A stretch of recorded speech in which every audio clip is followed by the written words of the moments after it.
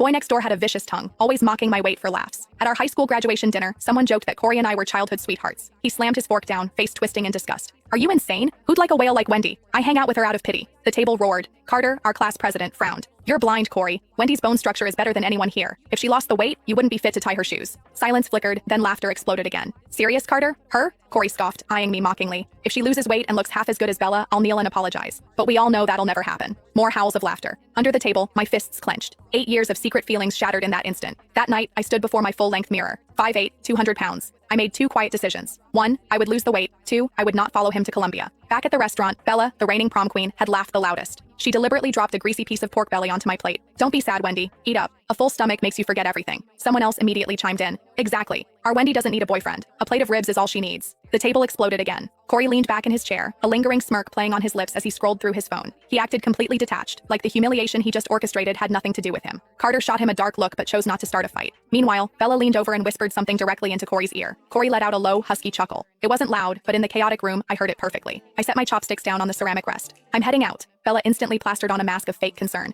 Wendy, please don't be mad. We were honestly just joking around. I ignored her completely. I grabbed my purse and walked toward the exit. As I passed Corey's chair, he didn't even bother to look up. He was too busy texting Bella. I stopped right beside him. Corey? He finally lifted his head, his eyes laced with heavy impatience. What? Every single word you said today. My voice was eerily quiet. One day, you are going to regret them. He raised an eyebrow, letting out a dismissive scoff. Me? Regret? I guarantee you I will never. I didn't stick around to hear the rest. I pushed the heavy restaurant doors open and walked out into the night. The street was suffocatingly quiet. My hands were shaking violently, but I refused to let a single tear fall. It wasn't that I didn't feel the pain. It was because it hurt so deeply that crying felt completely useless. My best friend Gemma chased after me, grabbing my wrist tightly. Wendy, I swear to God I will go back in there right now and dump a drink on his. Gemma. I cut her off, my voice raw and scraped hollow. Just walk with me. The amber streetlights stretched our shadows out across the pavement. We walked for a long time before I finally spoke again. He's right about one thing. I am 200 pounds. But he said I could never lose it. I am going to make him eat those words. Gemma bit her lip hard and didn't say a word. She just squeezed my hand tighter. When I finally got home, the house was completely dark. My parents were already asleep. I stood alone in the bathroom under the harsh fluorescent lights. I actually had a medium frame, but it was completely buried. My face was dangerously round, my jawline practically non-existent. But as I leaned closer to the glass, I saw the truth. My eye shape was striking. The bridge of my nose was naturally high, and there was a tiny, delicate beauty mark resting right beneath the outer corner of my eye. Carter's words echoed in my ears. If she ever lost the weight, you wouldn't even be fit to tie her shoelaces. Was it true? I didn't know. But tonight, my mind was set. First, I was dropping the weight. My goal was 115 pounds. Second, I unlocked my phone and logged straight into the university admission portal. My cursor hovered over Columbia University's Fine Arts program. I stared at those glowing letters for a long time. I picked that major 3 years ago solely to stay close to Corey. I spent countless sleepless nights perfecting my portfolio just to make sure we ended up in the same city. Enough. I hit delete. In the search bar, I typed UCLA. Distance, 3,000 miles away. My thumb hovered over the confirm button. 1 second, 2 seconds.